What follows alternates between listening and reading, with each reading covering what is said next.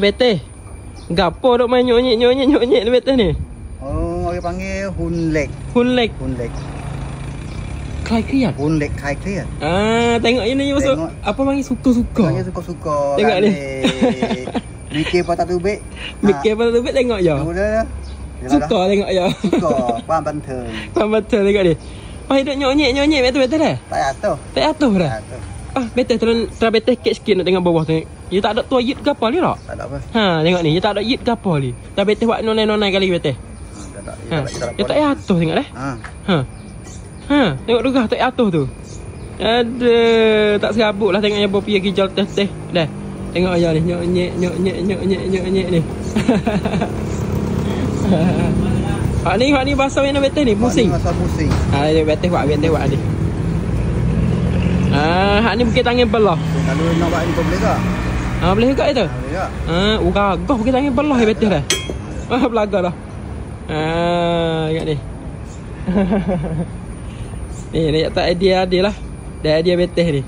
Tengok ni, dia tak ada tua yit ke apa di bawah ni. Beteh. Nak boleh sosok ni payah juga dia dah. Nak biar balan tu Payah juga. Nak video sama. Video sama, kira biar balan. Tengok ni.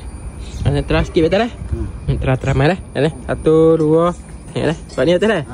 Ingat atas tak terus dah. 1 2. Buat ni sikit. Ni boleh ni? Boleh. 1 2 3. Tengok ni, tak atas ni. Ada sujud idea dah. Siapa duduk kerja kriak-kriak tengok ibu ni. Tengok ni. Tengok gagah ni. Duk nyek tu. Beteh, boleh idea mana ni dia buat ni?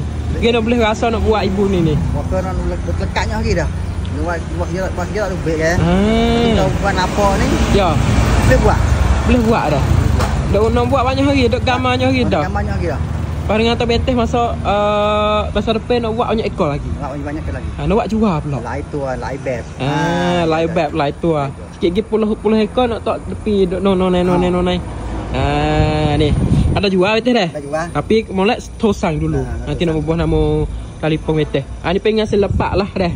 Nak boleh ni benoning ni kena pakai apa panggil kuam kit sang-sang. Dah. Hak yang mahalnya bukan dia besi ni. Mahalnya kuam kit idea dia tu.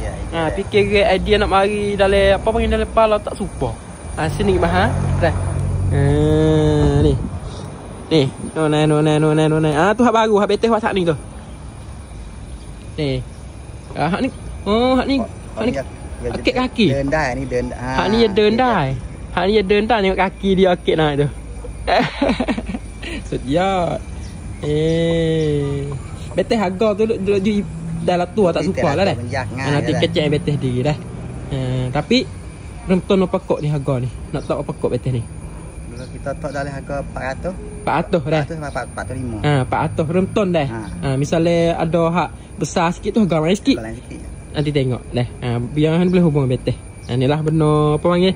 Benda DIY lah dah. Besi biasa tapi wak jadi apa panggil? Jadi mici-wici wah. Tengok tu.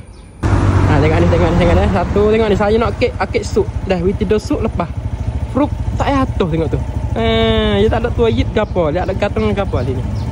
Nyek. Payah juga wak ni. Payah juga. Dah. Ni tengok ni rawang wak ni. Ya kena ada masalah gak. Ada panah juga ni dah. Nak jaga video tolek tu. Tolek nak kata nak keh nak dah. Payah jugalah.